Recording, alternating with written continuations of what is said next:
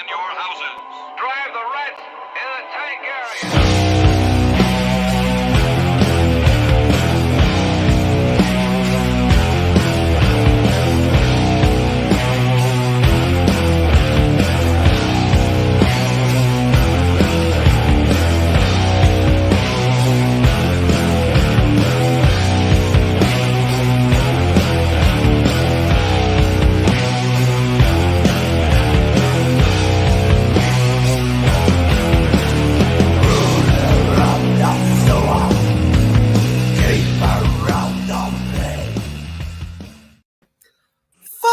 Yeah, it's new show time.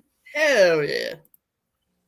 Welcome everybody out there in Three Witches Land to the new show, Tracks from the Dead. Of the damned. Damned, dead, I'm dead. Fuck, it's been a long day. Fuck, shit. Anyway, so this is a new show, a little bit different. You're used to us shredding lists of shit-tastic put together lists of the top this or the top that. But our brother from the abyss, Human the Hoofed Beast, who is our host with us for this show, came up with a fucking bomb-ass idea of a show, and we made it happen. So what are we doing tonight, boys? Well, these are the 10 most groundbreaking albums of all time. Mine are the only 10 that are fucking right. Fuck all of you. All of you fucking opinions. Everybody out watching this show, fuck you too. Oh. I'll see that and raise you a elbow drop of doom.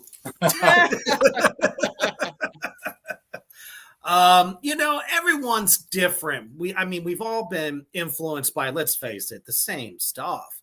It's just,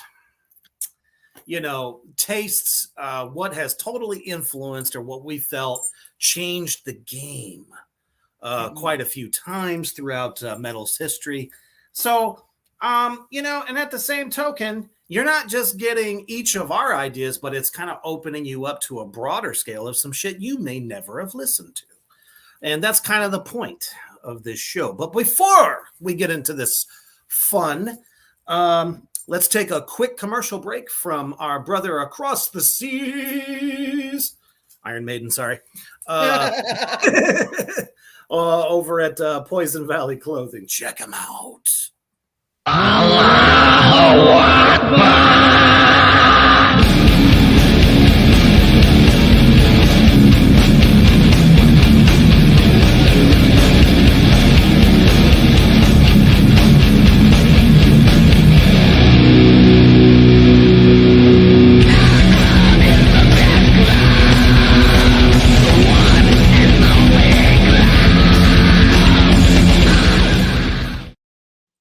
I know. Man, every time I hear that beginning vocal line, just gets me giddy like a little Catholic schoolgirl. Anyway, we had to put you on there. It was the right choice. So that was a little bit of our brother down there, Human the Hoof Beast. Oh, here we go. John's out already. Oh man, John, welcome as always, brother. We appreciate you. Definitely no GNR, Metallica. Okay. Well, hey, everybody's list is different. Who knows? Sometimes artists start out with the right idea and end with the wrong one. In GNR's case, it just got fucked up from there. So, we'll go around. We'll do our number ones, and then we'll do twos, threes, and all that shit. So, who wants to begin? Well, I want to just say something. Like, I've noticed, being on Instagram for a while, and got a few followers, and if we always run into some fucking clowns on there who are really narrow-minded. Usually, that's for sure. Is fucking black metal. And their minds aren't opened up to everything. So I've been listening to metal from, really young, and I've always loved it. I was fucking born that way. I can't explain it. I just fucking love it. And so to any of you fucking bastards out there that have no fucking sense of humor and you're just a fucking asshole, fuck you beforehand. We all have, all of our opinions are going to be different. I hope people call in or people write in and have their opinions. I want to hear it all. And we want you right now, if you're out there in Three Witches Land, and we know you are, you need to share this shit out. Share it into groups. Every fucking time we come on here, it's not for our health. It's not for our mental health. It's to fucking entertain you all. And we love you for that. And you know, we know that you love us too, which you can always count on this show being on a Saturday. There's a schedule coming soon. Yeah. So on Three Witches Entertainment Facebook and Reapers Underground Facebook, keep watching out for what the schedule of programming is going to be. So you can definitely count on us three assholes being here. Okay. So, and I agree. There's a lot of, some people say one thing's doomed, the other one says it's not, and it gets into a big old fight. It's like, what the fuck, man? Were you there when it first came out? Because if you weren't, you don't know. So hopefully we can teach y'all a little something. John again. Ooh, church groups have banned me from sharing. Well, then you're sharing to the wrong groups, John. God damn it. Although, hey, that might be kind of fun though. Protest us all. I'm ready. I'm ready. Right. Fucking SpongeBob. We should make that a clip. All right. So number one for me, we'll just go around the group, we'll go around the classroom. Okay. I wanted to start with fucking Motorhead. The album is Bomber. It's from 1978 and happens to be the first record that really gave them their bona fide like single. I mean, when they came out with the debut record before that, it was good. But man, when Bomber came out, it changed things significantly in style. It got grittier. The recording was, I don't know, in my opinion, a lot better. Mm-hmm. And it really caught everybody's fucking attention. I mean, then again, I mean, Lemmy, is one of the demigods of the Omniverse. So, for me not to mention this record, it would be heresy. So, like I said, you really got their full-on attitude. Their sound has really come together. And man, anytime you hear, Filthy Taylor kick off those intro drums, it's like, man, let's go. So kind of kicked off a new era in metal before metal was totally a thing, in my opinion. Can't argue with that choice. And they're not on my list, but I can't argue with that. Metallica, I mean, there's so many bands that list them as influences. And you can totally see it in the Kill 'Em All album. Oh, for sure. Hey, Babylon Sun joining us from YouTube. What is up, brother? Hell yeah. The best. He was so worried he was going to miss the broadcast. I'm like, man, just do it. Just do it, man. All right, Genghis, you're up. All right.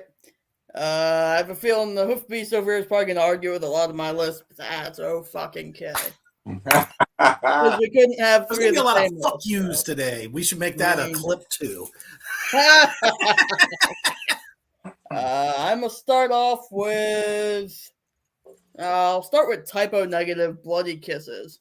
I'm going with Bloody Kisses since their first album was really just leftover carnivore shit, and I didn't really find their sound until 1993. And then all the goth chicks were like, oh my God, what is this? Who is that? So, I want to see Peter's Peter. That's what they were thinking. It was all those, and then they got to see it. That's not the point. I don't know. That motherfucker laid some pipe, man. He had to have. So I'm sure there's tons of stories out there. See the steel. Good band. don't know that I'd put them in the top 10, but damn good band. I've got all their CDs. Excellent band. Hell yeah. And they kind of their version of Black Sabbath's Black Sabbath. yes, from the Oh, satanic perspective. Yeah, really. Absolutely. Not to mention they took Doom and like slowed it even more down. Yeah. But not as much as Cathedral. For sure. Yeah. All right. All right. Well, I did my list chronologically, so you're going to get it in a linear manner. So my first album up has got to be the one, the only, the first album where the Prince of Darkness shed his darkness upon us all. When I heard Black Sounds like a satanic nursery rhyme. for the first time, and I had only heard like Iron Man and Paranoid before that, the more popular ones. When I heard that the first time, when it starts with the rain, holy shit. So I went to, like, I've heard other reviewers say like Deep Purple. I'm like, fuck no, way too much blues in what they have, and it wasn't dark. It has either a sense of darkness or a sense of aggression, or both. And Deep Purple just did not have that. They were pretty heavy, but they weren't metal to me. They didn't have the darkness or that level of aggression. So my first is Black Sabbath, Black Sabbath. Love the Wizard, although I could do without the harmonica. Come on, gotta let Ozzy tinker around with something. Yeah. I mean, it's better than the tambourine or the cowbell. Yeah. Love that album. I hate to be like the king of cliche and bringing that up. Like, everybody knows somebody's going to bring up Black Sabbath, but for sure. How could I not? No, absolutely. If our criteria has to do with the originality of them and the influence that they had and the context of where they were and where music was at that time, and to me, the quality, not choose that album. I mean, everybody in America at that time was like, peace, love, harmony, ali la la, ali la la, and then over in fucking Birmingham, England, where there's nothing going on, it's a town that was destroyed basically during World War II. So, I mean, they were all poor as fuck. All they knew was fucking despair and doom and darkness. Yep. So why not fucking write about it? And they did it, and they really, kickstarted metal as a whole. All right. Now, this is probably where I get the fuck you of the night. My number two. My number two pick is Black Sabbath's Masters of Reality. Fucking love that album. There is a reason that one, it's not that I don't think that the first record is groundbreaking or even the second. I mean, Electric Funeral, Iron Man, all that stuff. Fucking awesome. War Pigs. Da, da, da, da, da, da, da, da. I mean, yeah, everybody loves it, man. But there was something extra fucking heavy about Master of Reality. That record, anything from Into the Void, fucking Sweet Leaf, it's escaping me. I don't have it written down. It's all in my head. But you know what I'm saying. After Forever, that's another one. All those tunes were just so much heavier. The tone had changed so severely from the previous two records. You could really tell Iommi was really building this huge wall of fucking sound. And the way that Geezer is just, I mean, you don't need another guitar player. Geezer is sitting there filling in every fucking space there is. Bill Ward's drum sound was getting better, a little bit fatter. And I think right around that time is when they started taking more of an active role in the producing. So, and let's face it, it got fucking just eviler than any of those two first records. So I had to put it on there. I knew we were going to double a little bit, but I can't leave that one off. No, for sure. I don't know about it being quite that dark. The groove on that record is just outstanding. That's my favorite. Children of the fucking Grave. That's all I gotta say. Oh, hell yeah. That's my favorite album. Always has been since I heard it. But to me, the darkness in Black Sabbath, though, that's just fucking dark. It was. So, And the thing that I love most about that first record, just as a side note, they recorded it all at the same time. The whole band, including Ozzy, all laid down every track. There was no separate nothing. They were just all together. Fucking did it. That's what a jam. Amazing. All right. My next one, I am going with 1998's Hellbilly Deluxe by Rob Zombie. I put that one on there. I think, that was the first time people were like, wait a minute, what the fuck is that? He's just so out there, so bizarre. And that was the album that had Dracula, which of course blew up like crazy. So it really kind of took like horror metal to a new height and not so underground. And you could kind of see where he was going from Astro Creep to that record. His vision of what he wanted finally came. Exactly. So yeah, definitely worth being on a list. Hell yeah. Exorcisto was my White Zombie album. I love that when that one came out, like darker than Metallica, but it reminded me of Metallica a little bit of the vocals. A little bit. That. Genghis, who would you say that album that you chose influenced? Where do you hear that? And what other bands?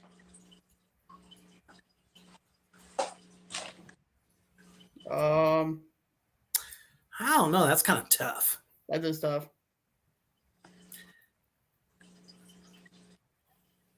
That's a good point. What Babylon Sun just said. Zombie is definitely, I feel like, an influence more on some of the visual aspects than necessarily the sound.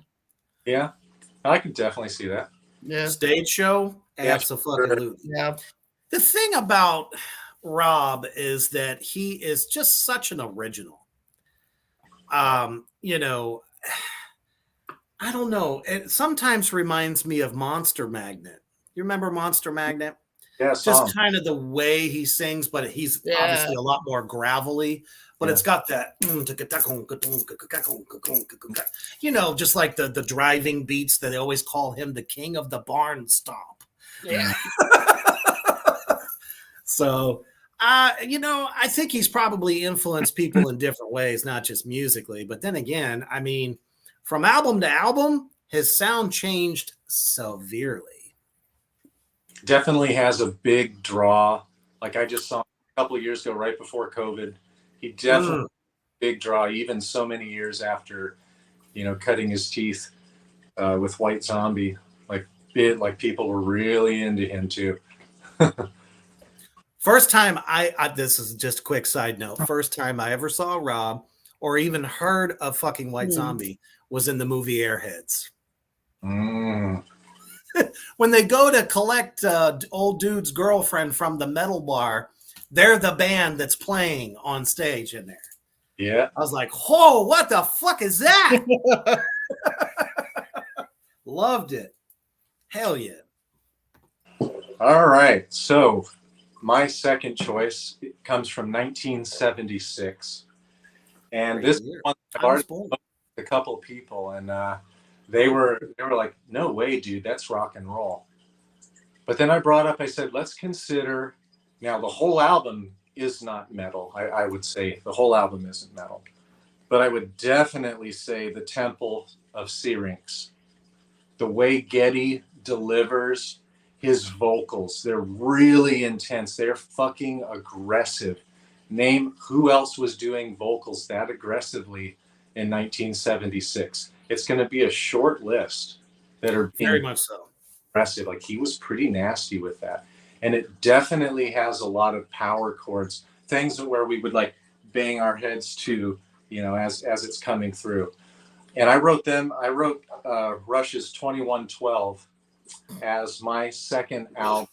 And this might be the controversial one for people. And but when you listen to it and you take the context of time and whom they influenced, I would say Chuck Schuldiner, when he did the Human album, yeah, the types of instrumentation, the level of playmanship increased quite a bit. Dream Theater, Reaper's favorite band, they are.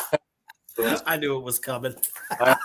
There's so many bands who are influenced by Rush, and this was a dark concept album too. So concept albums, again, if we look at Voivod out of Canada, they had concept albums, and they have spoken. I've read about them, and even in videos talking about their influence with Rush and doing concept albums.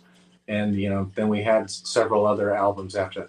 Are they metal throughout? No. Do they still have some blues in this album? Yeah. But really, there's some really heavy shit in this album. It's here and there. It's not throughout. You guys? That's just it. I mean, Genghis and I have talked about this thousands of times. There is multiple levels of heavy.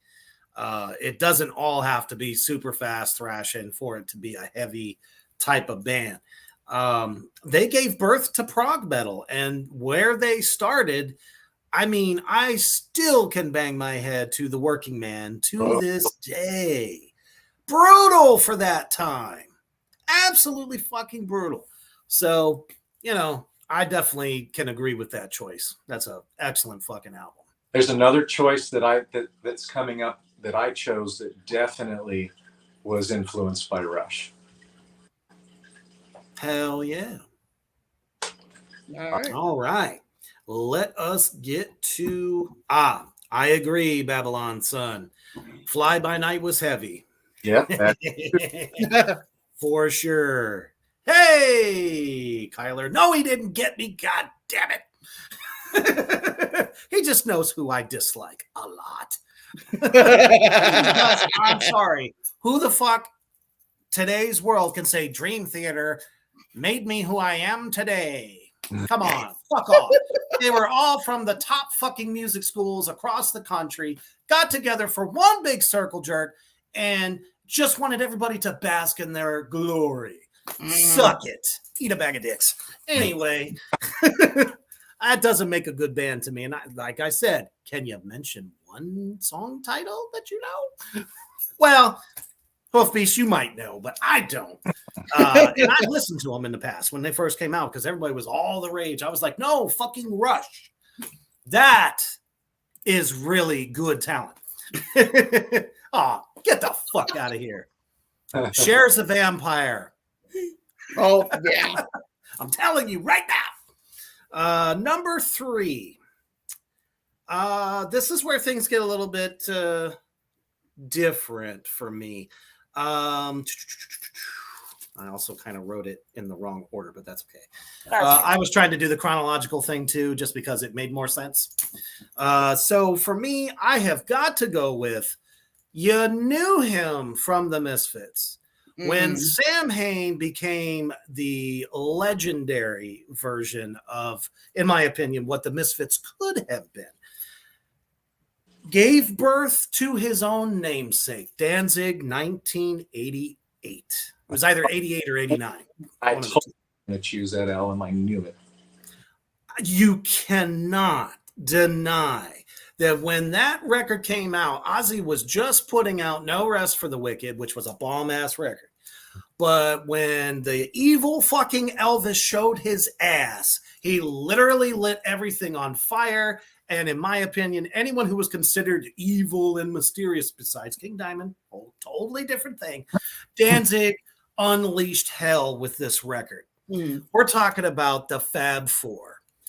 Glenn Danzig vocals, John Christ on guitar, fucking Eerie fucking Vaughn on bass, and Black Flag's Little Love Child, Chuck Biscuits on the fucking drums.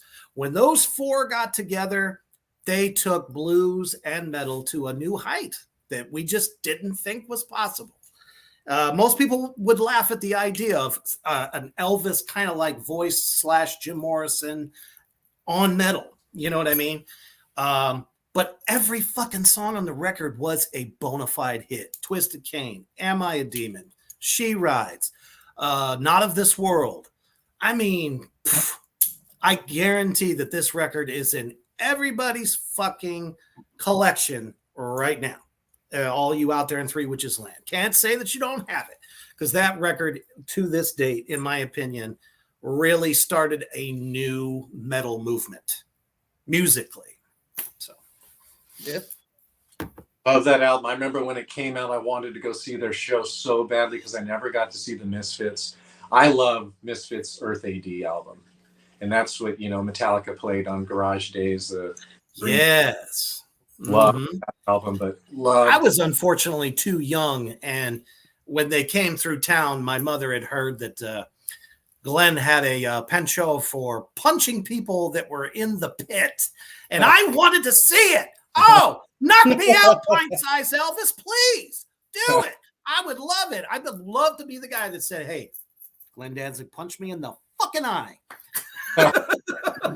I immediately got the VHS right when it came out. Oh, I did too. 98 or That interview was the best ever.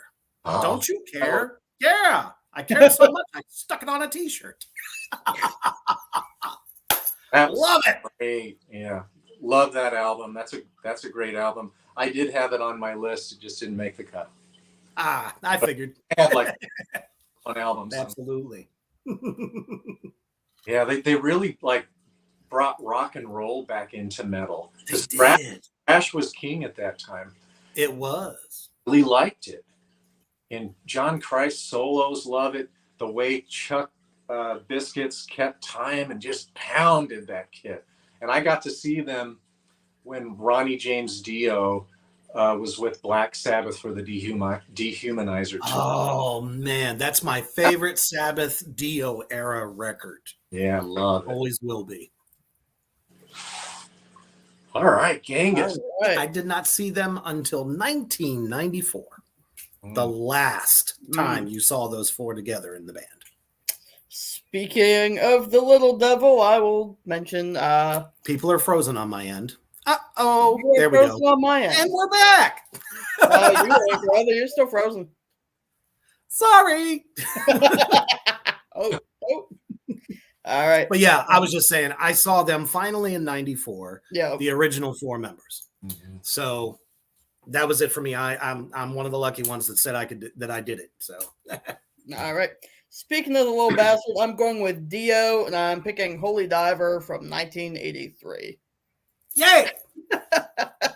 It was gonna make my list too, but I was like, You got to leave a bone for me, brother. I know. Trust me. I figured he'd come up on somebody's list. Oh yeah. Excellent album.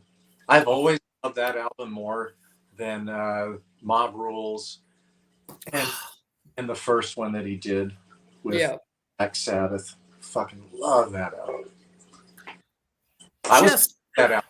Like I lived around a lot of right-wing Christians, and a right-wing Christian drove me to school every day. She was a secretary for the high school.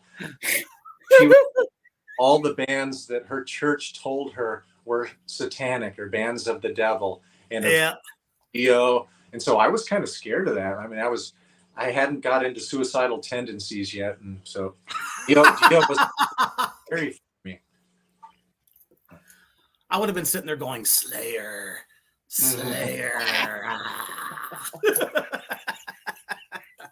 Hell yeah. Absolutely. Dio, still miss you, brother, man. And immeasurable talent, voice, and frontmanship. Great human being, too. Nice guy. Oh, man. Just the nicest guy. All right, sorry, Genghis. We took all your... Well, that's fine. That's fine. What were you going to say? Hell if I fucking know. Man, what a great album, though.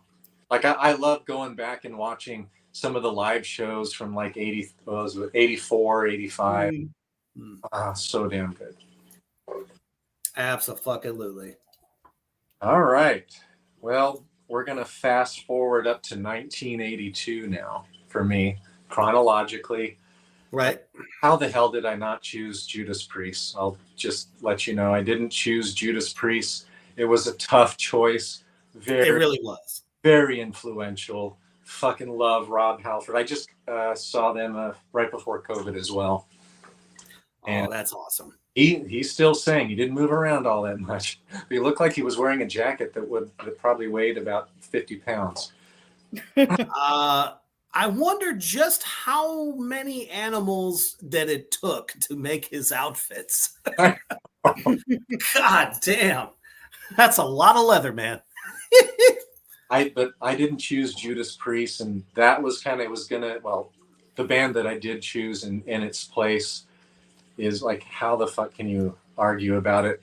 But I did not choose their previous two albums because Bruce Dickinson wasn't there yet. And I really like when I knew about Iron Maiden, I got Power Slave, I got Somewhere in Time first, Peace of Mind, and I didn't have this album yet because it was a little too scary for me when I was in high school. So the album, I went ahead and got Killers, and I got the self-titled, the first album, Iron Maiden, and it just never connected with them so much.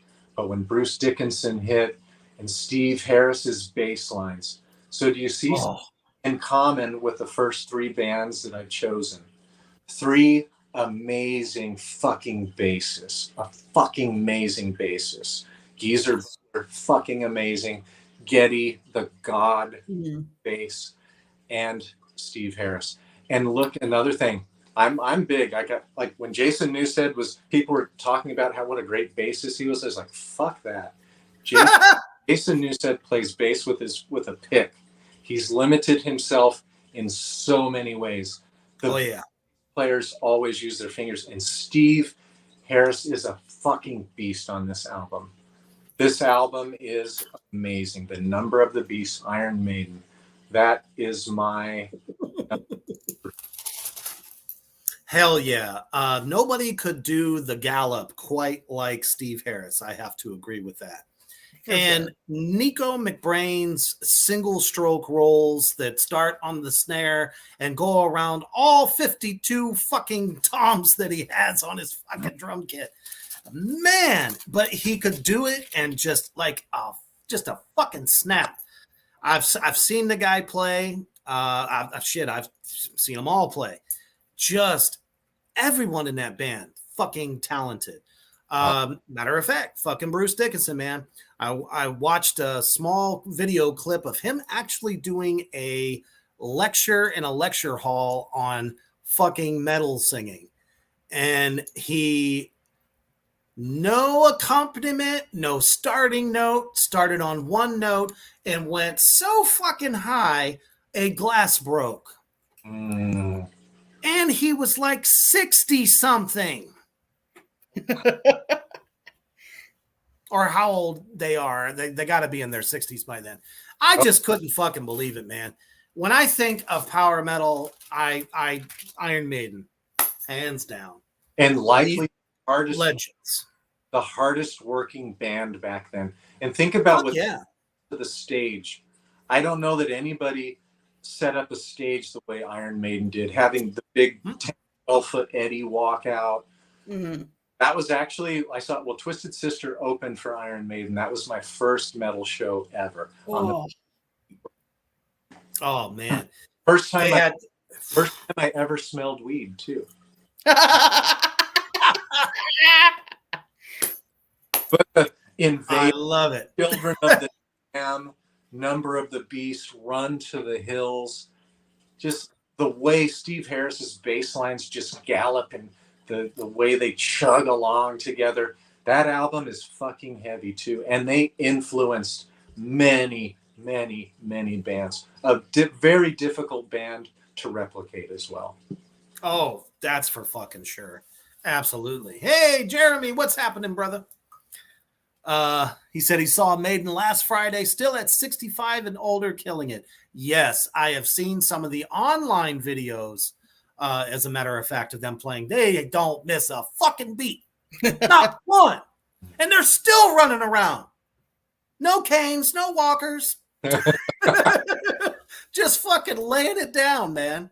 Unfucking real. Great choice. They would have been on my list, but didn't want to overlap too How much. dare you? I know. So I had to go with. Now, let's talk about as the 90s began. At least for me, because that's where I'm at in my list. We were slaughtered with bands like Slaughter and all the pretty boys that could steal heart, could sing as high as possible, and all the women would just go googa gaga over them. And then fucking Seattle ruined everything for a minute. Suddenly, these four gentlemen, it's as though they came up from the abyss, suddenly jumped out and punched us all in the dick. And of course, I'm talking about the Cowboys from Hell, Pantera, who, after all this fucking time, have now started the reunion shows, and from what I understand, it's going fucking well. But man, there was just nothing like that beginning of the song, Cowboys from Hell. Everybody loves a good chug, on guitar. Something about Dimebag fucking Darrell's chugs just gripped you and sucked you in and had him in the palm of his hand the entire fucking song. And it's just like, and then all he gives that big little lead, and then fucking, Vinnie Paul and the bassist Rex hit you with a rhythm section that nobody could touch him, man. Tight as fuck, just powerful. And love him or hate him, I know a lot of people don't like Phil, whatever. You'll never ever take it away from the guy. He is a great fucking vocalist. His range was unfucking-believable. He could still do, because a lot of people might not notice, Pantera started out as a glam band. Yep. 2 or 3 fucking albums, okay, of glam. And then suddenly shaves the head, the tats are on the head, and this guy is fucking kicking your ass. And he looked like the average dude in the pit. And I'll tell you what, I never looked back. I couldn't wait. I remember seeing that fucking video going, what? I even almost said this to my mother. I said, what the is this? This is incredible. This is different. It's new. And it took us out of the shit fucking top chart Bon Jovi, all them motherfuckers at the beginning of the 90s. Oh, man. So I had to put them on the list. The amount of groove and rage. Oh, the first time I heard of them was on Headbangers Ball when they premiered Cemetery Gates. What a video. Holy shit. Listen to the album. Like, those albums that you listen to the first time through, you're like, every song's a fucking banger. You're like, holy shit, and I knew that album was amazing. I thought the album cover was cheesy. Not as cheesy as the previous 2 that they had when they were a glam band, but I thought it was kind of a cheesy album cover. I didn't think the what they did with the computers and stuff, like they didn't paste them, didn't look right. Like the lighting wasn't quite right. Yeah, it was like an old saloon, What a awesome album, and how many metalheads from that era and even beyond don't list Pantera as one of the best. I can't argue with you, but I did not put them on here on my list. But they were hard. They were like one of the 3 that I was really struggling with to make my top 10. For sure. Great choice. I don't know. And it really just fucking shocked the shit out of me at the fact that when they were opening up for bigger bands, they blew the headliners off of every show at that time. The headlining acts hated them. And let's talk about diehard fucking fans, man. Holy shit. The first time I saw them was at the Roxy in Atlanta, and I had a fucking migraine. It was the first part of the tour for the Vulgar Display of Power album. Oh, wow. fucking migraine, but I stuck with it. And what a band to go see when you have a fucking migraine. Oh man. Oh man, I would have just I would have fell out. I would have been on the ground. read my last rites. Yeah. And when I saw them, Dimebag pulled out that Jackson, because Jackson guitars gave him a couple of prototypes, and it was the camouflage Jackson that he played. And I thought, oh yeah, because I was down with Megadeth and Rust in Peace, and that he played Jacksons, and then Carrie was starting to play Jacksons on the Seasons of the Abyss album. And so like when I saw him playing a Jackson, I was like, holy shit. and then I did this. All right. What you got, Vegas? Well, I didn't get the memo that we're in chronological order, so I'm a little screwy here. It's fine. Here. I'm going It's back. a teacher thing. Yeah. And I'm going back to 1972 with Alice Cooper's School's Out. Oh, hell yeah. You cannot deny the influence that Alice Cooper has had on every shock rocker that's ever come before. Yeah, but that album was the first one. I feel like that's probably the first one that really went big. And yeah. He created a phenomenon. And he definitely did. The musicians that he had were just first fucking rate. Oh, as a matter of fact, I have Welcome to My Nightmare on my playlist here at the shop. And I just go back and go, wow, I cannot believe how awesome that shit was. Because he hadn't been tarnished by the 80s yet, because, all the 70s acts started to, try to stick with the times. And those early records, especially that debut, what a whopper. And he's still putting out good music today. I don't know if anyone listened to his last album that came out. I think it was like last year. Still fucking good shit. It was very good. Great choice. Like that's a really good perspective to have. Like, I don't know that I would like say his music like really kicked ass and with like a lot of other bands, but definitely he had the shock value and a huge influence over so many bands for so many years. Yeah, when they had the Poison video, I was in the Rangers I was in the Rangers in the late 80s, and I was in Scotland. We were doing rock climbing way the hell, so fucking cold. And we got to go into town and terrorize the town every night. And so we always ended up going into bars and stuff. And they were playing Poison. And of course, on MTV, I'd seen the video in the States. But this one had breastises. Beautiful. Well, different countries are a little bit looser. That was my highlight. Hell yeah. All right. So how can we not choose now? So this was a tough one for me. But I ended up choosing probably the most famous band who have sucked for the last 20 some years. I already know where this is going. And were they fucking gold for me for their first 4 albums, and I even like the Black Album. So, but I'm gonna take you to 1984 and Ride the Lightning, or should we say Ride the fucking Lightning? Every fucking song is a banger. The fact that they brought in like classical guitar playing. And the musicianship went up quite a bit, and they really defined who they were. Like their layering and stuff, I would think that they were influenced by Maiden a little bit, because the way that Maiden layered their guitars and stuff, like two had to be kind of going on at the same time, harmonizing and stuff.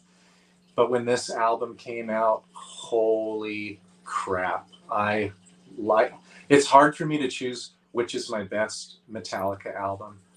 But this one, Call of Cthulhu, the instrumental, like one of the first, and here we go again, of the bands that I've chosen, at least, the first 4 I've chosen, amazing bass players. Cliff motherfucking Burton. Yep. And him and Mustaine, they deserve so much credit for, I would say, all the way through And Justice for All, because Cliff's riffs are all throughout that. And after that, They got Bob Suck a Cock. They fucking so much. Bob Suck a Cock. But Bob Rock is the place that you go to have your record for bands to die. I would say kind of a little bit like Maiden. Like Maiden had beautiful parts, beautiful, clean parts that really kind of gave For you sure. part in their song, and then they just hammer you. And Metallica did the same thing. And with Fade to Black, very sadly, I had, when I was in the Rangers, one of my friends, like I said, "Hey, dude, what's going on?" And he just said, "Hello." Well, his girlfriend had just broken up with him, and he took an M16 to his face and pulled a 3-round burst up through his head. The brain was everywhere. And the song that he had playing was Fade to Black, sadly. So oh man. It's hard for me to get away from that. But this album, the first song that I really struggled to learn on guitar was Fade to Black. Yeah. I could play Black Sabbath all day, but this song was a real challenge for me. It's not, Fade to Black's not an easy song to play, but God, just bang or fight fire with fire, ride the lightning, just Trapped under ice. For Whom the Bell Tolls. That thing with the bass, oh my God, so damn good. And to have an instrumental, I totally welcome that instrumental. It was cold and chilling and creepy too. Just beautiful. Absolutely. All right, for my next pick, it would be just blasphemy if I did not mention this band. As a matter of fact, I pulled off one of the ones that I was going to say. Not that it doesn't deserve its place, but kind of already mentioned a few of the people, so we know it's good. And it would have been the band Down. Down gave stoner doom metal a southern kick in the pants, and really kind of reshaped that kind of music for the times. But I did not choose that one. Instead, I have got to say it because this fucking album has influenced so many bands to this day. They were the first to ever introduce tribal, like folk tribal drumming rhythm in general into metal. And I mean, you can't deny the raw power of Sepultura. And the album that I am talking about is fucking Roots. Not only vocally, the fucking sludgy, like just nasty sounding guitar. Shit, not Igor, his brother. Hello, Max. Max Calvaera played a 3-string guitar. 3. Did that record. And man, he let his brother bring in the Brazilian rhythms and stuff like that into what they did. And they were the first band to really say, take pride in where you come from. We see this in Amon Amarth of today. Not just because Vikings are cool, but because of where they take pride in their ancestry. So I would have to say, that alone has inspired a lot of bands, and even in songwriting. So, I mean, we see it across the board. Yeah. Right. I thought you were going to say Corrosion of Conformity. They're on my honorable mention. We'll get to that in a minute. All right. My next one I'm going with one of me and Reaper's favorite bands, but it's not every day a band creates an entire genre. I'm going with Rammstein. Oh, yeah. And I'm going to go with their second album. How do I pronounce it, Reaper? I don't want to butcher it. Sehnsucht? Yeah, that one. Thank you. I mean, their first album also was fantastic, but I feel like they really found their sound in the second one, and that was the one that had Du Hast, which of course went viral for some fucking reason. But, they're the first ones because it was really catchy. Oh, absolutely. But they really nailed that like fusion of industrial and metal and created their whole thing that is emulated quite a bit today. Very much so. There's all different kinds of bands that have tried to copy them Mm-hmm. and have not been successful. Now, mostly I would say European bands have tried to, especially other bands in Germany alone have tried to copy what they do. There's a And it couple just that ends aren't up sounding bad. like a tribute band. There's actually one Morgenstern that started as a tribute band and then started doing their own That's music true. in the same style. They're okay. They're pretty good. But no, most of it just sounds like copycat garbage. No, Till Lindemann was the first metal vocalist to sing in the style that he does, with all the deeps, and then brings the melodicism up once you get to the choruses. So now you see a lot of German bands, not even just metal bands, but just industrial acts doing the same style of singing. Because let's face it, Scorpions were the first German metal band, and still a very holy relic in the metal world, in my opinion. He never sang like that. Klaus never sang like Till does. So he, like you said, single-handedly just kind of created a whole new way of doing things.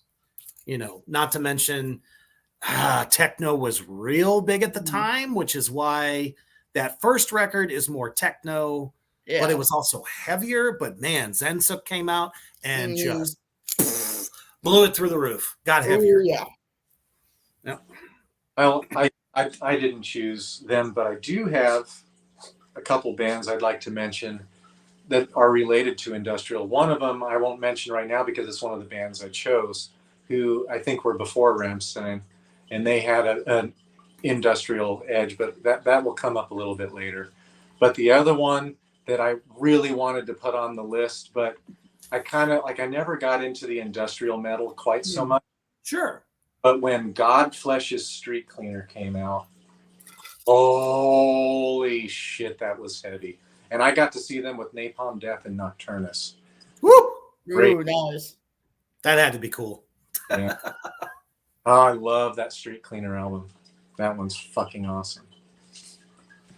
All right. So we're on to me. So my next up in this song, the opening track creeped me the fuck out when it's really like having church people around you all of the time and having parents that really had no opinion about anything and didn't really teach me or help me in any way or challenge my thinking in anything, to have church people saying stuff. And you know, I was a pretty kid but when I heard the opening of this album, I was like, holy shit. And I didn't choose Show No Mercy because I didn't feel like they had their Slayer sound yet. They were closer to Venom and closer to Head at that point. They were heavy and I knew they were headed somewhere. But when Hell Awaits came out, that opening track with the backwards whispering and stuff like that, and then the big demon voice comes out. And when I've seen them 3 or 4 times, every song, I think they started with this song, and just gave me goosebumps every time I heard the guitar work and the little pinch octaves and things like that they were doing in the back. Fucking love this album. The Hell Awaits is my favorite song off of that album. But Tom Araya, he increased the level of aggression in vocals quite a bit. We're talking about 1985. Yes, the band Possessed, which is often argued as like one of the first death metal bands, I would totally disagree. Death metal vocals, yes, but not death metal band, because they were way too thrash in my opinion. I agreed on that one. Tom Araya's vocals were so fucking aggressive. Their guitars, what they did with all the pinch harmonics and pulling with the whammy bar and getting those high, that stuff was fucking awesome. How could you not like that? like hardly any of the bands that I chose. These aren't my best albums from their catalog. No. But this one to me was very influential. Was it as influential as Rain and Blood? No. But this was groundbreaking. They never It was. for them. I think they had defined their sound enough, and they just moved forward and evolved and improved, in my opinion, over the next 3 albums. Hell yeah. Halloween. Absolutely. All right. Thank you, Kyler. We always appreciate you. Absolutely. I also noticed that I accidentally got out of order. After the day I've had, that pretty much makes sense. How dare you? I know. I just need to be slapped. All right. This one is very near and dear to my heart, especially because there has always been the argument of who really started black metal. Mm-hmm. Black metal actually got started, in my opinion, at the beginning of the 80s.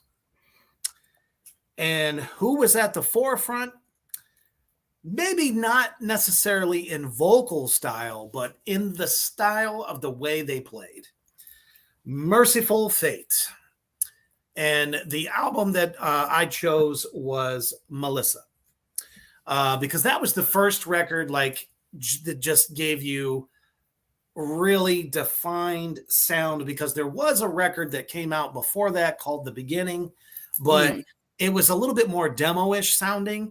But when Melissa came out, it was a really well-produced record. Not overproduced, but definitely well done. Curse of the Pharaohs. I can remember the first fucking time I heard that song. Gave me the fucking shivers to my liver. My goodness. And the fact that you have a vocalist that can go low, mid, and then a falsetto that sounded like he's fucking, Satan's right-hand man. And the ferocity of the guitar playing and the dual soloing and, the very fast and thrashy type drums. I mean, it was just so constant that you didn't have a chance to breathe. You just had to sit there and take it like, you were getting slapped around with a rubber chicken. So in my opinion, I think because a lot of the times they put them and Venom up against each other as who really started black metal there. And I think a lot of people go with Venom just because there wasn't so much theatrics. There wasn't, the vocal range wasn't like all over the place. But it was fast and it was, pretty hard hitting and aggressive. So I don't know. But to me, since they kind of sort of came out first and the way it was done, you could definitely see how they have influenced black metal in Europe. Yeah. First wave of black metal. They don't sound like metal at all, but they were the darkest. They were the scariest throughout. And that album is awesome. Hard to argue. Would not argue at all with that opinion. Great band, great album, big influence. The context of when they came out with that album and how fucking good. Every song is a banger on that album. Oh, undeniably so. And the title track was just bone chilling. Absolutely. Especially to find out that the skull that is in his possession is that person. So it doesn't get more black metal than that.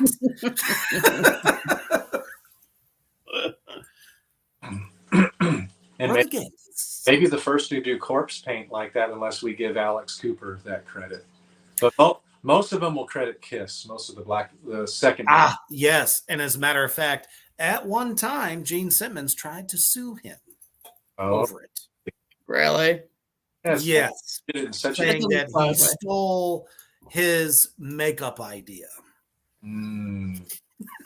That, coming from a man that tried to trademark the term OJ in reference to orange juice, that doesn't surprise me. If he can make a nickel, he'll sell his grandma. for sure. All right. What you got for us? I think my next one, I'm going Twisted Sister, Stay Hungry from 84. Can't disagree with that record. Loved that fucking album. So good. And I don't know how much necessarily sound-wise it influenced things, but I feel like that it kind of like gave a new life to that, punk fuck you type attitude in music. I can definitely agree with that. And I think that they were kind of the masters of anthems. Yeah, you can definitely say that. Because, I mean, you could see it in Slipknot. In some of those earlier records that they had songs that were very anthemy. Well, Twisted Sister, honestly, was the first ones in the 80s to really have that kind of everyone like fight the system, kind of feeling, or, against all the naysayers and saying you're weird and, metal music sucks and shit. And let's face it, he actually presented one of the best defenses against the PMRC in the 80s. That was great. I love that video. Oh, man. Such a smart and articulate man. Oh my goodness. And super fucking tall. And all the hair helps. I believe he's still got it. He still has that hair to this day. Look at me, goddammit. I'm not even like close to his age. If I still have my T-shirt from when I saw them in 1985. Damn. Wow. The heyday. 1985 tour where they opened up for Maiden on the Power Slave tour. Oh, nice. That had to be so badass. Every single song is great. When I listen to it now, though, it sounds like they're kind of S-form Strat style guitars. They sound like they played everything through a single coil pickup. It sounds real thin, especially AJ Pero guitars. But JJ French, he always used Les Paul, so no excuse for that. But it sounded that's true. So thin, sounded like he was playing with single coil pickups. Yeah, I always thought compared to like all the other metal bands, as far as guitar goes, sound wasn't huge. Yeah, the drums and the vocals are the two biggest things that really stood out on that record. Yeah, this live for them. Like it was really, really high. Not pingy, but it was really high. It didn't sound like and that kind of stuff. Yeah. They had beer bottles thrown at them, and Dee Snider got up and threatened to come down in the crowd, and he pulled a Phil. Yeah, that's a big dude. I want him coming at me. Hell no, especially in drag. Fuck that. All right, so for my number 6, we go to 1987, the first death metal band ever. How could we not have Scream Bloody Gore? Definitely not my favorite album of theirs. However, this is a really good album. I hadn't listened to it in quite a while. I knew this was going to be my choice because I grew up around that time and got into at that time. I saw Death October 14th of 1990, and Mark Van Drunen was on bass for Pestilence, and Carcass was the first band on the show. Oh man! Marcus and Bill Steer with his handkerchief over the microphone, and that's the time I'd ever seen two vocalists in the same song, one high registry and one. Bill Steer's vocals were so fucking low, but amazing show. But this was the second to last show that Chuck would ever play with Terry Butler and Bill Andrews. Yeah. And then he went the way and he needed better musicians. And Terry Butler is not a great bassist. And Bill Andrews, although I was pen pals with him, is not a great drummer. He's very straightforward. I mean, better than me, of course, but very, and he was. It helped kick off a new era of metal. Absolutely. But this album, Zombie Ritual, Mutilation. So good. even the opening track, Infernal Death, really, really good songs. I still like this album. Don't like it as much as Leprosy, Spiritual Healing, Human, or anything else. Like, what a great discography. Absolutely. Mm-hmm. All right, moving on for me. You know, at the time when the 80s kicked in, there wasn't really much else doomy at the time other than Sabbath. And of course, Sabbath had moved on to Ronnie James Dio, which, you know, they evolved their sound. They weren't as doom and gloom as before. So I kind of feel like this band, and some people may argue, don't know, but they really kind of picked up the torch of doom metal, and I'm talking about Candlemass. Mm-hmm. Candlemass, Epicus, Doomicus, Metalcus. Say that 20 times as fast as you can. I couldn't do it. Hell no. Fucking sick record. I feel like they picked up from where Sabbath left off, because as the first 10 years of Sabbath raged on, so much of their styles kind of ebbed and flowed. And I think a lot of the corporate rock bands during the 70s were kind of like, they're like, well, these guys are real popular. We want to stay the most popular. So, you know, bands tend to try to stick with whatever's really, really good and going. Not to say any of those records, except for Technical Ecstasy by Sabbath, was their worst record ever. Holy crap, what a stink fest. And a lot of people didn't like Never Say Die. I dug it. There was a couple of tracks on there that probably didn't need to be, but still. But when Candlemass came out, Doom was back. It's like, ooh, our old friend, but damn, does it sound even heavier. And let's face it, the vocalist, the guy with the huge fucking afro hair all the way down to the middle of his back, what a voice. It was almost like Bruce Dickinson meets Ronnie James Dio with maybe a little King Diamond in there. That guy's vocal range was insane.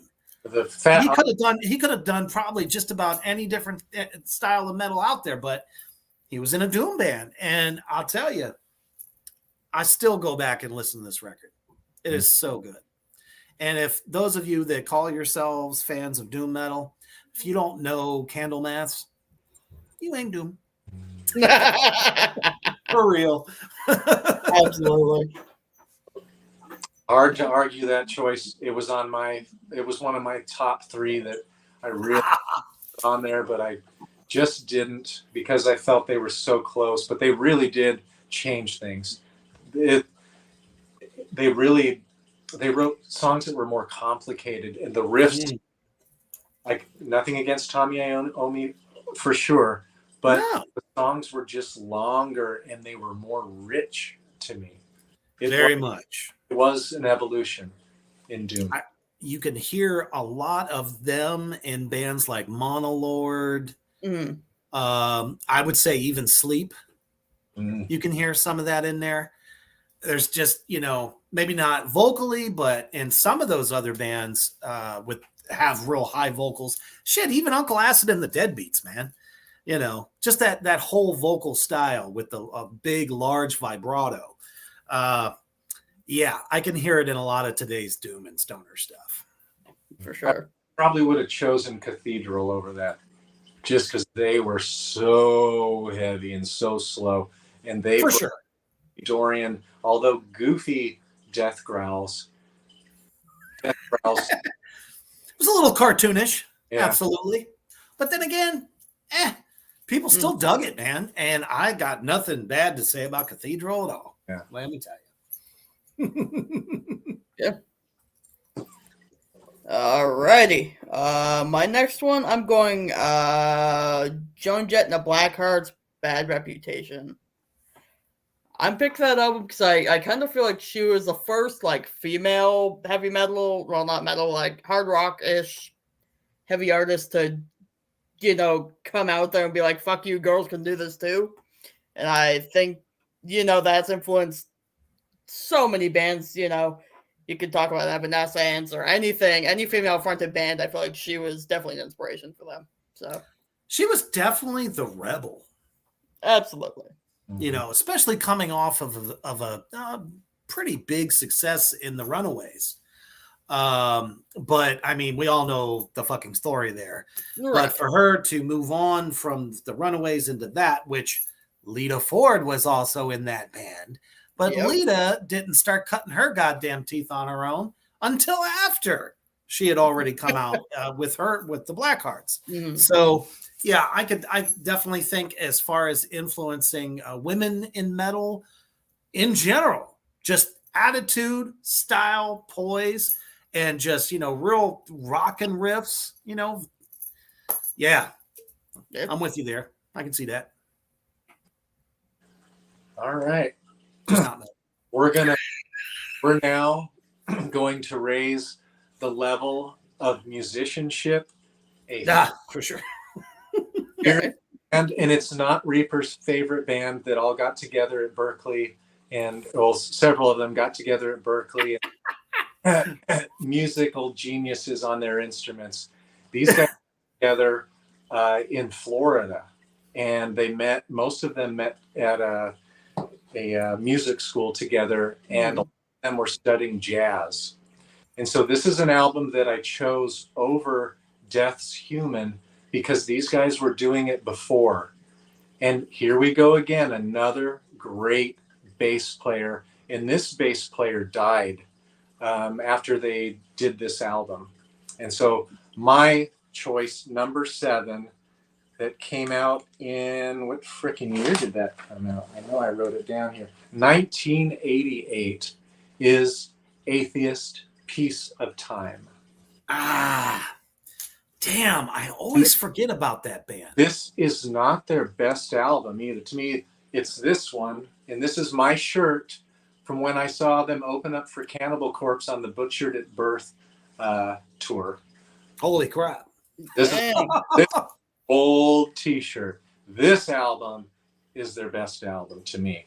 But this album is freaking awesome. Robert Patterson was the bass player, and his bass is so prominent. It's about as prominent as Geddy's bass is with Rush. But what they brought was different time signatures, jazz time signatures to extreme metal, blast beats, but then they would break down some weird shit. And sometimes it didn't as well as it did later on. But wow, these guys really broke a lot of ground. And Cynic will tell you that they were heavily influenced by these guys. Nice guys. These guys toured with Morbid Angel, Nocturnus, a lot of biggest bands, Napalm Death from the early 90s. I saw them with Cannibal Corpse, and there were only like 27 to 30 people at the entire show. Holy shit. Wow. So this was January of 1992 at the Masquerade in Atlanta, Georgia. So this album is fucking awesome. I highly recommend you check this thing out. So it's like black metal vocals, and they were doing this. This album came out in 1988. So more of the high register type of vocals. And I actually got to hang out with, what's his name? I fucking forgot it right now.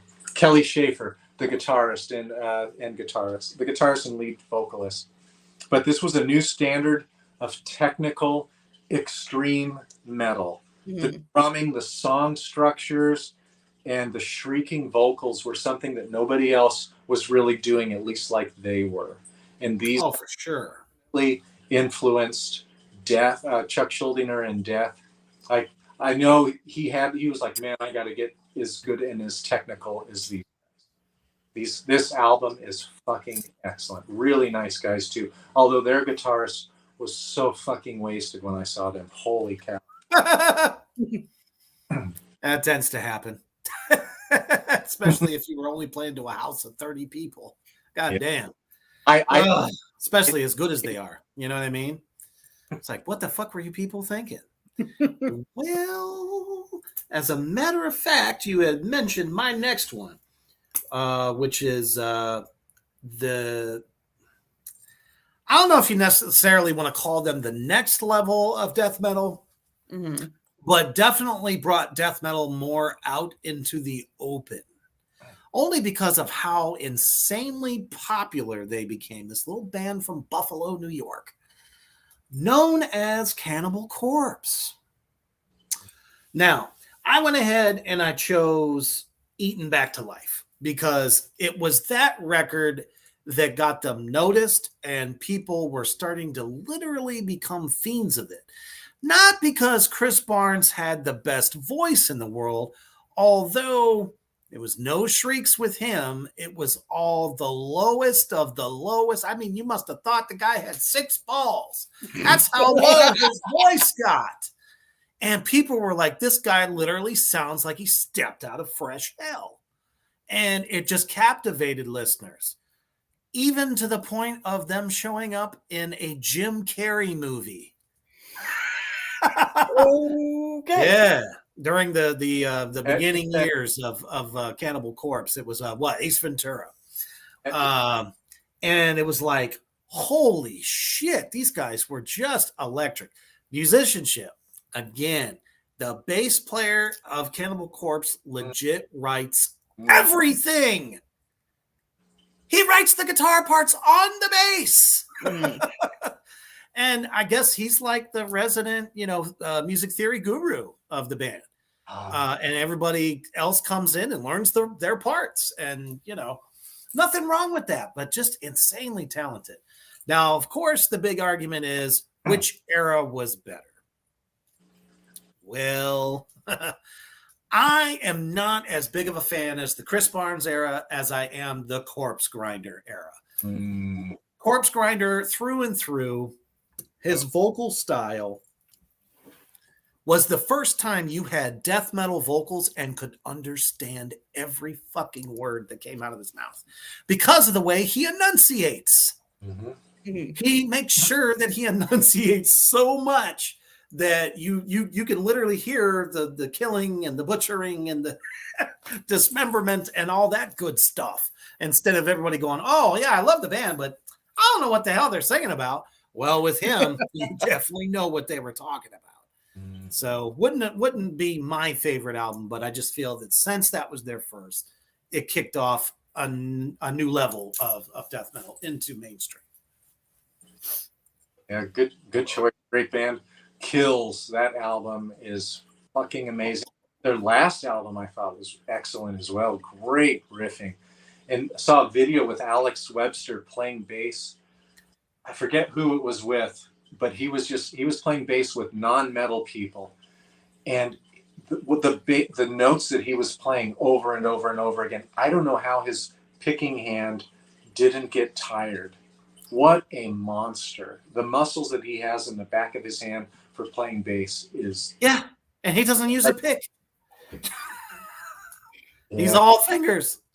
It's like fucking Geezer Butler on crack. What a beast.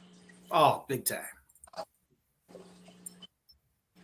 All right, Genghis. It was getting this far up on my list. Or starting to fizzle out and struggle to come up with shit. At least you're honest. That is true. So I don't know. I got a few things written down. I'm trying to figure out which one to go with. Go with your gut, as they say. Go with your gut, essay. Go with your gut, essay. All right. Well, all right. I'm going to go with, while they're definitely not necessarily one of the first pioneers in new metal, I'm going to go with Linkin Park Hybrid Theory from 2000. I feel like that was the first time in a while that, some kind of sort of metal-esque music got really popular. And I feel like that kind of snowballed a bit into a lot of other music that became popular in the 2000s. It's almost like it gave birth to metalcore. I would definitely agree with that. Because you had some, that's one of the, excuse me, one of the things about their vocalist, Chester. He was able to scream. Yep, but he also In a had like that hardcore whiny, not in a bad way, but like he also could do like that whiny, clean type vocal, and Exactly. He was very, I don't know, out of everybody in the band, I thought he was the most talented. No, absolutely. And then, of course, they had the synth and backing tracks, whatever you want to fucking call that shit. Yeah, everybody fucking does it today. exactly. But they kind of started it off first, and I mean, just legions of fans. And I'm a '90s kid, of course. I have to mention Linkin Park. They were on Ozfest. That is true. Whether they bought on or Ozzy and Sharon really liked them, I don't know, but they managed to be on there. So, I mean, that's definitely, I don't know, a milestone for the band. I'd say it's a fun album. It's a solid album. It's a fun album, a very catchy album. I liked it. Sure. I enjoyed it back then. It was one of my guilty pleasures. It was your chocolate. I would argue that if you brought up the influence into metalcore, I would say my next choice influenced metalcore, and we have to go way back to 1992. And this album here, we bring in an industrial element, but a real death metal element, and the first band that had clean vocals with brutally heavy death metal vocals. And the way they used the clean vocals, it wasn't to be beautiful. It was eerie in the background. Yeah. I give you Fear Factory, Soul of a New Machine. There we go. 1992, the way that the double bass kicked and the way that Dino Taveras, his guitars down-tuned, their tone was a bit different. Their song structure was quite a bit different. I can see industrial elements in this, especially they would have like music and sounds before almost every song. I could definitely see where they were headed with that, but this was still mostly a death metal album that had more groove to it. Like Raymond Herrera has so many fucking bangers. So this is another album. When I listened to it the first time, I was like, every fucking song is awesome. And it was so unique and so different. I would argue that they were influenced heavily by Godflesh in many different ways. I could see that. But they were heavier, faster, way more aggressive. The musicianship is pretty amazing. It just bites your face off. And it's tight. At times. Martyr was the first song that I heard off, and that's the lead track off the album. What an amazing fucking album. And I would say a lot of the riffage to me reminds me more of more modern day metalcore as I heard bands coming up in the 2000s. I would say a big influence for them. I'm really bummed that Burton C. Bell has once again left them. What a bummer, especially right before the album came out. And that's a really good album. The album that came out just over a year ago. Fuck yeah, Great. Absolutely. It was kind of sad to see him go. But I mean, at the same token, I'm glad they're still going. I mean, they've managed to carry on. But I actually think I liked Burton C. Bell in the band Geezer. Did you ever check out that side project that Geezer did? It was Burton C. Bell and Raymond from Fear Factory. Mm-hmm. And then had somebody else on guitar. I can't remember who it was, but that man's vocals are insane. Such a good vocalist. Live, not so much. Like he couldn't transition from the death growls to the clean real well when I saw him. I saw him in 2005. I would imagine you'd have to suck a lot of fast fucking wind to do that. Yeah. Especially if you're pushing everything out from your diaphragm. Yeah, you're in different parts of your throat to get that out. So I think his throat was just so beaten up at that point. And I never saw him again after that. But Just a sick fucking band. yes, Strapping Young Lad and Soilwork opened up for them. Love. Ooh. There's one for the ages. And it was on Thanksgiving. All right, so we've come to my my very last one, the top of the least. All right, so we've talked about Alice Cooper and how Alice Cooper has pretty much influenced just about every shock rocker that there has ever come after him. None such like my last pick, Marilyn fucking Manson, who took the idea, evolved it so well and so hardcore, more shocking. I mean, to the point of cutting himself on stage and lewd acts of, I don't know what the fuck I'm seeing right now kind of thing. But out of his catalog, this record to this day remains his fucking certified 52 karat gold of the musical ideas and the raw sheer power is Antichrist Superstar. Absolutely. No other record in that catalog has captivated audiences so much, sucked them in so fast, to the point where they followed him like cult members. Every, fucking church from here to Timbuktu wanted to burn him at the stake, tried to cut him off. I mean, he tried to ban him and all this other shit. Man, nothing, Zim Zum, I still to this day, other than Johnny Five, because I love Johnny Five, but Zim Zum's guitar playing on that fucking album was so heavy.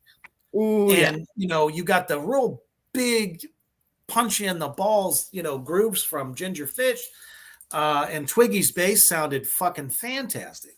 And not to mention Marilyn's vocals, I think, were the best on that record. There's not a single person in the world that doesn't know The Beautiful People. Very true. If you've never heard that, something's wrong with you. And I don't want you, and I don't need you. Right. Or Angel with the Scabbed Wings, or shit, Tourniquet. Yeah. I mean, and the song's just, about the fact that he was a sickly kid all the time and always had to go to the hospital and shit. It's like, I don't know. And he had them thinking he was like the next, I don't know, dictator of the world. Big podium and everything like that. I mean, I got to see it on the Ozfest show, and he was one of the headlining acts for the night. And I'll tell you what a tough act to follow. For sure. The whole fucking lawn, the seats, everything, all of them chanting, singing every word, hands in the air, just, explosive performance. So, I mean, it's, you can say anything we want about him today, but that fucking record earned his place in metal history. Agreed. Big influence for new metal, definitely.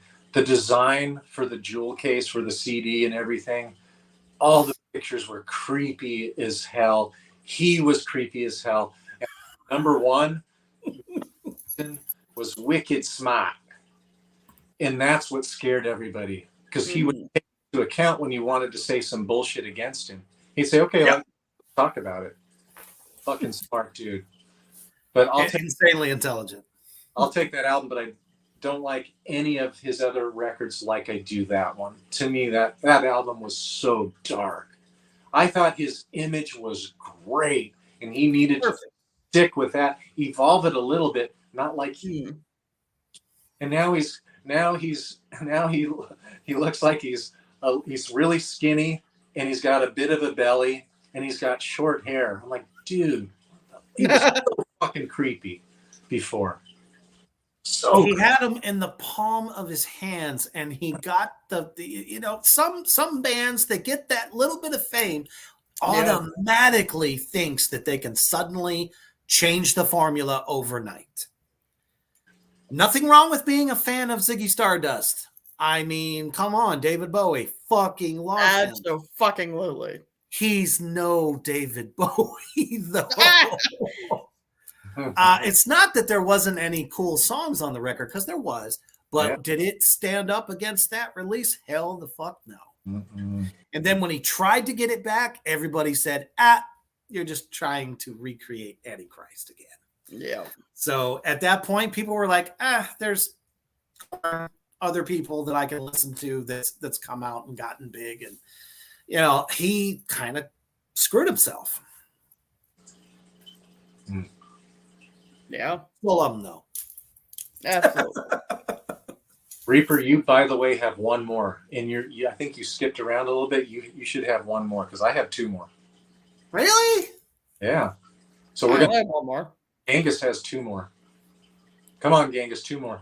I do not. Hang on. 1, 2, 3, 4, 5, 6, 7, 8, 9. I've said 9. You've done 9, because I've only 3, 4, 5, 6, 7, 8. I've done 9. Oh, I see what I did. No, I've definitely done 9. Man, I actually even mentioned it, so technically I've already done it. Well, let's reveal it, and then let's let Genghis go, and then we'll get. Absolutely. Let's go, Genghis. Let's go, goddammit. Now I'm confused. Damn it! Am I counting wrong? Nah, I think I fucked up. I don't fucking know. All Guys, right. Right now. All right. I am going more modern with this one. And so I don't know how much you can say it's influenced others, but it's definitely very different. Very different than what we're used to hearing from metal bands. And yes, you can argue whether they're metal or not, but whatever. Go fuck yourself. I'm talking about Ghost, and I'm going with their album from 2013, which I've said too many goddamn times. Infestissimum, or whatever however you're supposed to say that. Yeah. Anyway. I mean, who would have told, if someone just told you, hey, I have this idea for a band. They kind of sound, they're sometimes really heavy, but they kind of just sound like they're, Scooby-Doo chase music. We're all about Satan. I tell you, what the fuck? That's never going to work. And it works. I mean, they definitely have their place in metal. Has it changed a lot since that release? Sure. Oh, absolutely. Maybe a little more poppy. I guess you could kind of say Scooby-Doo pop metal. I mean, it's not much different than Rob Zombie going the way of the funk. That is true. But they're like, and we had this conversation before.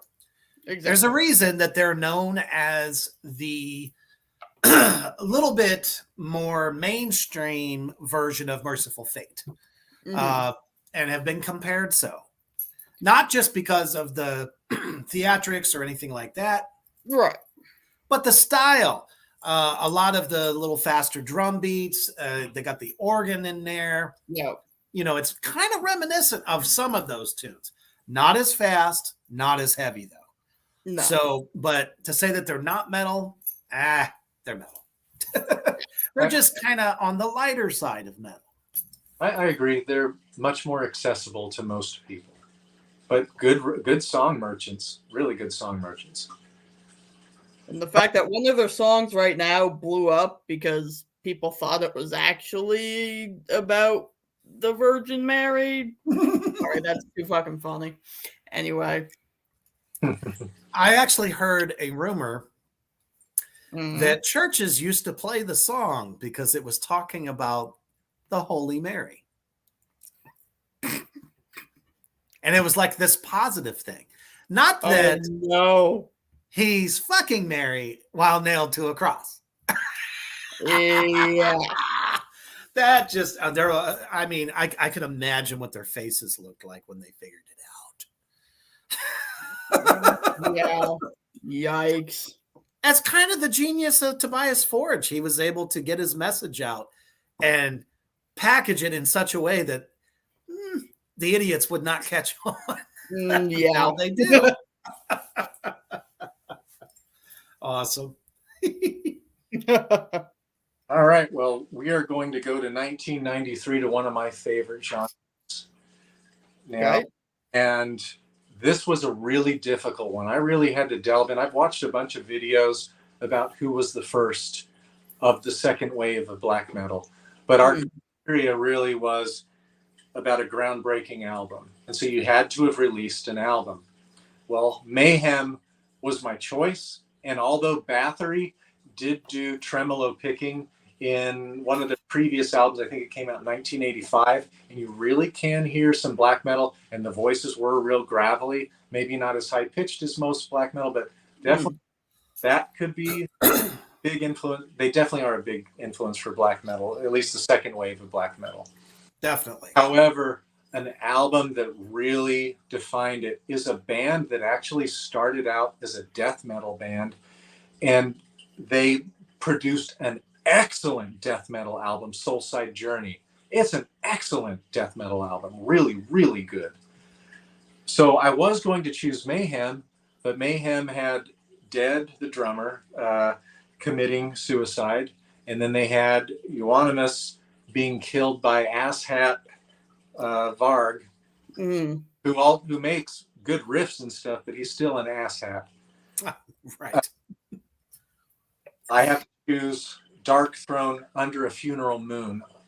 I did choose absolutely. I did choose A Blaze in the Northern Sky, just because it didn't have the tremolo, but it's total black metal. Like, it's so fucking dark. The vocals are so thick and heavy. I love that album too, but this is the album that really in my opinion, I mean, yeah, all of these bands hung out, Satyricon, Immortal, they all hung out together at, I don't know how to say it right, because I don't know how to heard it, Helvet or Helveta. They all hung out at Euonymus's record store, which was called Helveta. And they kind of had contests of who could cut themselves and bleed the most while they were playing early black metal. And this was occurring in like 1989. So I do have a CD from Mayhem where they're playing Freezing Moon, and that definitely has, and Life Eternal, it definitely has the tremolo picking that we know, we come to understand and identify black metal with. So I chose Dark Throne, Under a Funeral Moon, and this iconic album is something else. Yes, the production is not great. The drums are a bit kind of boomy and kind of, I don't know, kind of muffled a bit. But this is a great, defining, and influential album. How many people do you know that have Dark Throne imagery if they're related to black metal? Like, so many do. Right. And Dark Throne ended up being a band that were like, after their first 3 albums, they were like, about after their first 7 albums, they decided, we're going to do what the fuck we want. We're going to do crust punk, and we're going to do doom. Now they're a lot more doomy, but I really like that. Every one of their. So this one, like some of the notable songs on there. Good, I don't know if I can say it because a lot of their words are in Norwegian. Yeah. In Eternal as Sleep and Unholy Black Metal, just excellent. This whole album is total black metal. Excellent. Speaking of black metal, I will end on this one last band because for somehow I did pass up one. So, we are talking about a type of black metal that I really feel that they were kind of the pioneers of in the 90s. And that is known as symphonic black metal. And we're talking about a vocalist who screams and shrieks low and then sounds like a satanic witch on holiday, partying like it's 1999. And what I'm talking about is Cradle of Fucking Filth. And they, hear me out, in my opinion, was one of the first black metal bands to do a concept album. And it was this concept album that catapulted their success, which is so unlikely considering the material. It was the story of Elizabeth Bathory. And the album title is Cruelty and the Beast. Good album. Really good. To this date, I would say their finest album ever. Some might disagree with, I think it was like a couple albums later, but there was a huge shift when they got rid of Nicholas Barker, who was their drummer from the very beginning and all the way up through that record. And it was kind of shitty too, because they got rid of him because he was the only fat guy in the band and said that he was unphotogenic. When they got their little bit of success there and moved on, they figured they needed a drummer who was thin. So shitty. And the other drummer wasn't as good. So this album, though, hands down, from the fucking keys to the female backup vocalist, who just eerily sings so beautiful and macabre. And then you have the demon voice of Danny Filth, and then those high shrieks, man. It's like, holy, people couldn't understand how the hell he did it. They all thought that he had like injected his female hormone in his body. That was the fucking rumor that was flying around at that time. And no, that's just him. He was able to make a falsetto into something just so demonic. So, and I feel like they had a lot to do with Dimmu Borgir, even though a bit heavier and definitely different kind of vocals, but the symphonicness was there that wasn't before. Great album. What another creepy, dark album. And Danny Filth is one hell of an artist. Amazing. Just absolute amazeballs. And he's the tiniest guy on the planet. He is. I don't know if anybody knows that, but he is not a very, very tall person. Nothing against little people, but, on stage, guy looks larger than life, but in real life, he's like, how you doing down there? You're like 6'5". Yeah. But yeah, for sure. Just amazing talent all the way around. Brilliant songwriting. All right. I don't know what to do. Flip a coin.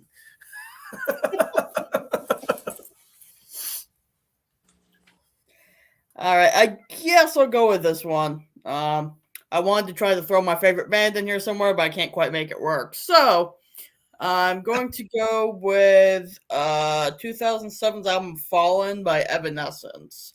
I feel like when Evanescence started becoming popular, then we just saw like this explosion of female-fronted, like sort of kind of like symphonic metal. Yeah, okay. Yeah, I can see that. And just there really was. I fucking love Evanescence, but I feel like she kind of was like the spearhead of that. I would say that them as a band really kind of laid the groundwork for bands like Amaranthine, which is a very, very popular act with that real classical kind of voice style. Yeah. Because, we see a lot of female-fronted bands right now that it's all screamy, not a lot of melodicism. You know what I mean? Exactly. But, like Amy Lee could fucking sing opera if she wanted to. That voice, and somehow she makes it work with heavier music. I don't see how that's any different than the power metal guys. Well, no, it's not, but because it's all kind of operatic, right? Yeah, that's true. In a way. Sorry, don't take it personally, but I booed and booed when they came on stage when they opened up for the band that I'm about to show for number. Really? I almost I was wondering when the bomb was gonna drop. I almost got in a fight with a guy, not over booing Evanescence, but almost. I just couldn't wait for her to get off the stage. But Holy moly. but hammered drunk, and I took my daughter to this show. She was probably 12 at the time, and he knocked her. We were out up on the lawn, and he knocked her like 20 feet forward, and she like slid into home plate. And I was Well, on, that's not cool. like stink on shit, and I pushed him like way farther than her. And then he got up, and we just stared down. I said, "Dude, go for it, dude. You mess with my daughter, let's go for it." Right. And Hell yeah. he tucked it. So my number 10, my last one, comes out of 1994. These guys opened up for Metallica early on when Metallica had lost it with their studio albums, but they were still drawing really big in around 1994, 1995. Mm-hmm. And this band uses kind of hip hop drumming to an extent. Oh yeah. Really heavily down-tuned guitars, 7-string guitars, really, really groovy. A lot of people don't like the vocalist's delivery, but I like it. Here we're moving. It was not grunge in 1994. Thank God. Thank Satan. But I mean, thank nobody. But, yeah, I mean, I'm wearing this shirt. Yeah. But when this album dropped, and then I heard the next one, this is not my favorite album of theirs, but this fucking is amazing. It's so unique. Another first listen, I was like, who the fuck is this? Korn with the self-titled album, Korn. Absolutely. My most off of that album would be Blind, and then Shoots and Ladders. What a song. But the way that they use their two guitars, with one just doing sound effects a lot of the time, I love that. And I wish kind of revolutionized leads in a way. Yeah, very different. God, let's face it, Fieldly, the bass player, man. Oh yeah, he's so prominent. Funkasaurus. Yep. He slowed down a lot, almost sludgy. Yeah, definitely. And you know, Jonathan Davis, you know, maybe some people, you know, they don't maybe care for his vocals, but he kind of took vocals and kind of changed them quite a bit. He wasn't just doing one style of singing or screaming, but he could do both actually very well. But there was even like those emotional outbursts where it's just very like, you know, like you're telling somebody like you're reading a book to someone. And he would just be like, and then, you know, kind of throw a little bit of the scat in there, which I'm always a big fan of. It's kind of, I always kind of called him like, you know, a foaming at the mouth bulldog is what he sounded like. But I mean, definitely. And the energy and a different level of heaviness. Yes. Sure. Different type of heaviness. Yeah. Yeah. You know, it's like I said, it doesn't always have to be the biggest thrash, the biggest death metal, the deathcore, whatever the fuck you want to call it these days. You know, it just doesn't have to be that to be considered heavy. Shit, words can be heavier than any guitar in some cases. So I'd like to end most of my ideas with this. I had some fucking bands, and it was so hard. It was difficult for me. Bolt Throwers, War Master. Love that album. Maybe the best show I've ever seen in my life. Godflesh's Street Cleaner. Viljarta's Macedon. If you haven't heard Viljarta, that's a newer band. That album came out in 2011. Fucking amazing. This is the future of metal. I will check it out. Okay.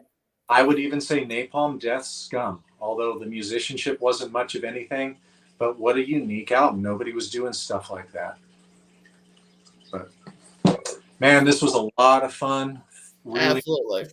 hope everybody enjoyed doing this. It's so fun. Like everybody else is now probably going through, yeah, I would maybe do that one, but no, not that one. But so what would you guys in our audience write us a comment down below and write what were your top tens? Did you think I was an asshat? And tell me, that's fine. I'm okay. These are my opinions, but 1,700 CDs. I've been to so many fucking shows. I love doing this because this has been a big part of my life. When I watch other people do things like this, I'm like, what the fuck, man? I could be doing that. Absolutely. I think everyone that has joined us this evening in Three Witches Land has definitely learned something. If not, I have a lot of the same similar, type albums that, that we've listed. So, and like I said, probably a lot that maybe they haven't heard of and might check out. And that's kind of the point, expand your mind beyond the mainstream. Get it the fuck out of there. Agreed. It's all about the underground, for real. Do we want to just a couple of quick honorable mentions for me. Corrosion of Conformity, In the Arms of God. Led Zeppelin 2, Don't Shoot Me. But for 1969, Heavy. It was literally the heaviest thing in 1969. Not to mention John Bonham, Jimmy Page. And of course, White Zombie, La Sexorcisto. Love that album. For sure. That was my honorable mentions. So, thank you all out there for hanging and banging with us tonight. It's been a fucking blast. Like I said, I think we're going to do either 2 Saturdays a month, or I don't know if we're going to do every week. We will discuss. But definitely you will be able to count on this show, as well as The Shred, Reaper's Underground, and some of the future shows we got coming up too. And I believe, was it next week we're starting the Witching Kitchen Hour? Yes, we are. Get ready to cook, bitches. I mean, witches. So thank you all so much. And my brothers, much love always. But as always, stay heavy.